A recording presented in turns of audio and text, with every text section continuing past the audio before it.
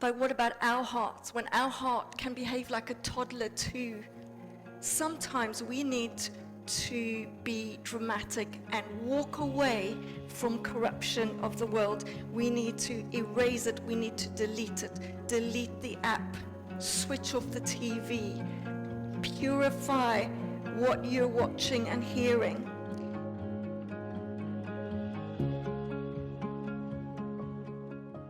So we've opened up the scripture, the full armor of God, to help us stand when the day of the evil one comes, to help us to stand firm. And the item that I'm going to be looking at is the breastplate of righteousness. So before we begin, what is righteousness?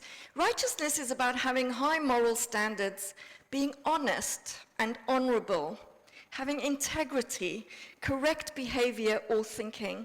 It's about goodness. It's about holding justice up, about being caring if there's fairness and rightness in the way people are treated. It's about doing the right thing and living the right way, righteousness. And the breastplate, what is a breastplate? Well, in Roman times, the soldiers wore protection in battle, obviously, and it was made of bronze or hardened leather. It protected the vital organs, particularly the heart, in battle, but it also kept a soldier's posture up, because these breastplates, they weren't round like this. They were actually from here, from your neck down to your thighs. So you had to walk up straight because you're behind this hardened leather or bronze. So it's about having a posture. Now, when St. Paul wrote this letter to the Ephesians, he was captive by Romans, and Roman soldiers were all around him. And I wonder if he looked at them with their armory on and just thought, what a great metaphor for the evil times that we're in and how a child of God can stand firm. So let me just talk a little bit about the heart. Seeing the breastplate is particularly there to protect a person's heart. It's used as a metaphor, but in Hebrew thought, the heart was seen as the place of control, central control to your whole being and living. It generates life-giving actions and ideas, the center of our thoughts, feelings, desires, and choices. Now, Proverbs 4, verse 23 says, above all else, guard your heart, for it is the wellspring of life. You need that breastplate on to protect. I just wonder if everybody's going to say, so did Mandy tell you the belt of truth was the most important one? Because I'm really bigging up the breastplate of righteousness, and someone else is going to tell you that the helmet of salvation, that's the one to focus on. I am a fan of the breastplate of righteousness, though, because it says in Proverbs 4, verse 23, above all else, guard your heart, for it is the wellspring of life. And that's a very lovely thing to think. Is there a picture of a beautiful spring, look at that, the wellspring of life where streams of living water flow. It's just so beautiful, it's so refreshing. And I love to think of my heart as the wellspring of life. However, what I want to tell you is that your heart is also very much like a toddler. And I have a lot to do with toddlers in my life. Toddlers are capable of great love. They are magnanimous, they're generous, they're spontaneous, they can melt your heart with a smile. They are capable of all of these things, but they are also capable of great mischief and defiance. And I just want to illustrate this with some photographs by a man called Kenny Doyce. And his wife went back to work, leaving him with the young children, and she wanted a photo every day to show that the children were all right. So he photoshopped his daily photograph to send her, and I think they're just so funny. So if we could show, I'm giving credit to Kenny Doyce. Keep going, Pete. These are photoshopped. He's not an irresponsible dad. I love the way he's watching the time trial on his phone.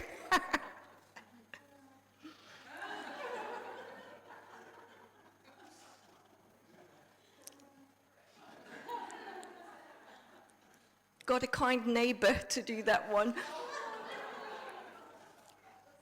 Can you imagine being the mum at work and receiving particularly that one?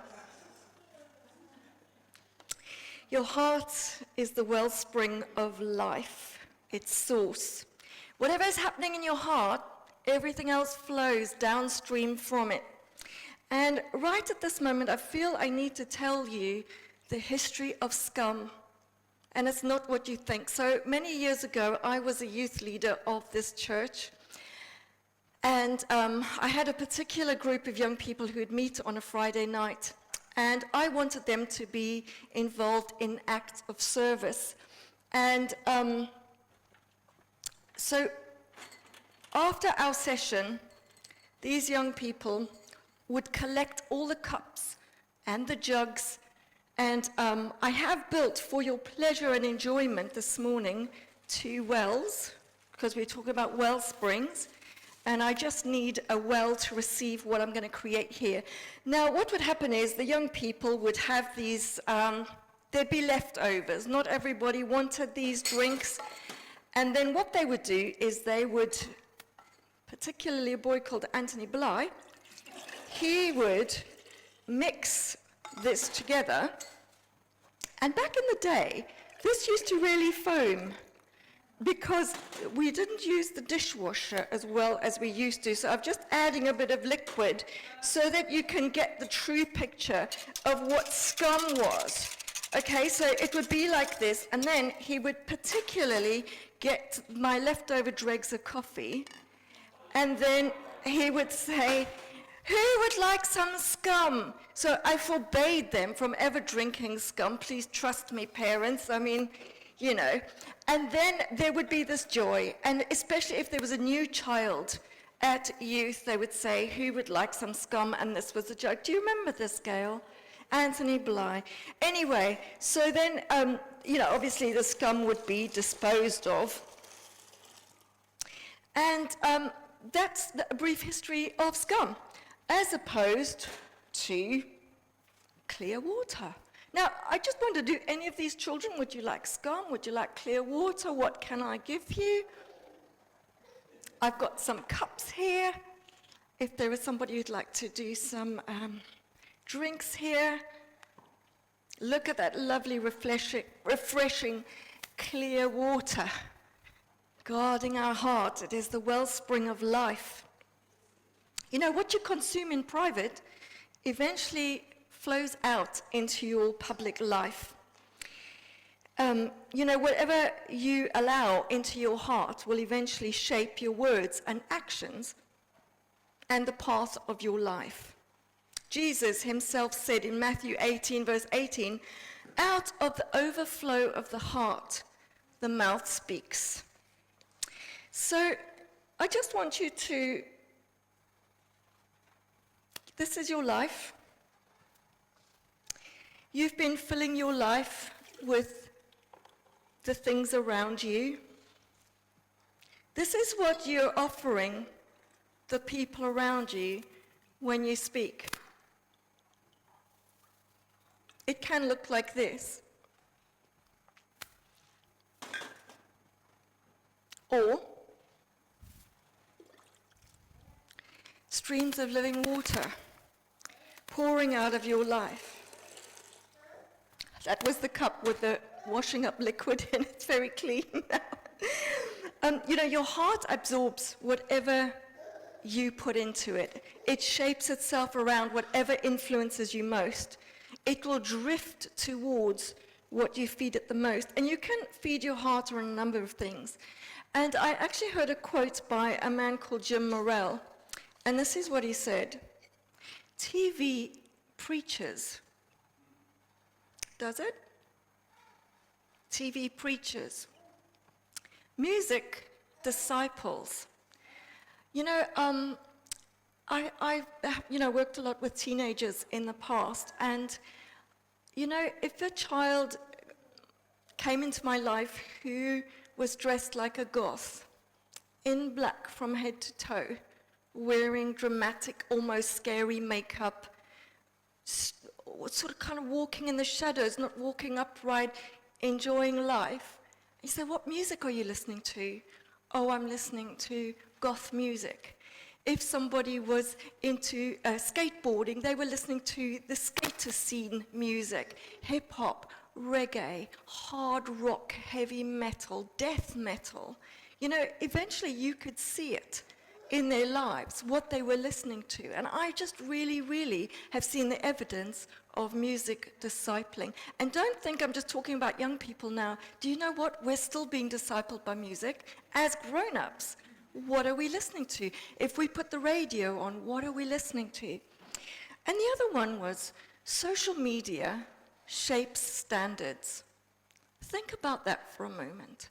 Do you remember when things used to really offend you? Your heart was tender and soft, and you would hear something being said on social media, and it shocked you and it horrified you. But the more your algorithm fed you that, it looked less bad and less bad. TV preachers, music disciples, social media shape standards. You know, nobody loses their faith overnight. It's a slow drift away. It's choice by choice, neglect by neglect. Drift happens by repetition. Now, I've been a parent myself, and we had lots of rules about what our children were allowed to watch on TV. We wanted to protect them from the influences of the world. So our children were not allowed to watch Bart Simpson because I felt that Bart was very disrespectful to his father. And I find that Peppa Pig, even in this day and age, is very disrespectful to her father. When Peppa Pig says, "Silly daddy, my hair stands on end," it makes me angry. Mummy's always right, Mummy gets things right, and Daddy's always messing up. And, you know, so we're protecting our children from influences about things that we don't want them to absorb. Please put up your hand if you are a parent or a grandparent or an aunt or an uncle who has at some point felt, I need to protect little people from something they've seen or heard. You've been concerned. Children should not see this or hear this. But Jesus said in Matthew 18, verse 3, that we should become like little children. Did he not say the kingdom of heaven belongs to such as these? He wants us to have the pure innocence, the unspoiled hearts, the generosity, the magnanimity, the spontaneity of children. He said we are children of God. So why do we protect children from bad stuff, bad things, bad visuals, but we think it's okay to watch or read or hear or listen to or entertain? We don't want our children to be corrupted or to lose their innocence. We want them to stay pure.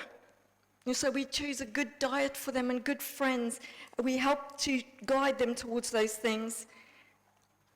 But what about our hearts? When our heart can behave like a toddler too, sometimes we need to be dramatic and walk away from corruption of the world. We need to erase it. We need to delete it. Delete the app. Switch off the TV. Purify what you're watching and hearing. Now, this, I was going to say this biscuit, this breastplate of righteousness is not a mantra. We're not superstitious that you get up in the morning going, I'm going to put my helmet of salvation on. I'm going to put my breastplate of righteousness, my belt of truth. And then you just go off and live your life, neglecting what we know to be righteous. No, those are good things to remember and to be reminded of, but what we need to do is to go out and seek to follow Jesus carefully. Guard your heart, it is the wellspring of life. And I want you to look at the little heart that I've given you. How's it doing? If that's your heart, how's it doing? Have you guarded it? Have you protected it? Have you wanted only nourishment for it? I want us to just stay with that for a moment and remember that Jesus calls us into fellowship with the Father. We are children of the living God. When we look at the state of our hearts and we think it's too hard, I can't do it, I can't live this pure life, I can't walk this beautiful walk that I'm called to, I need us to remember that we are children of God. And there's a song called No Longer Slaves, which I'd love us to listen to. And I want you to meditate on the state of your heart as you contemplate the words of the song. You can sing along if you want to, or you can just listen, or you could just have a little relax in God's presence. We're going to hear that now.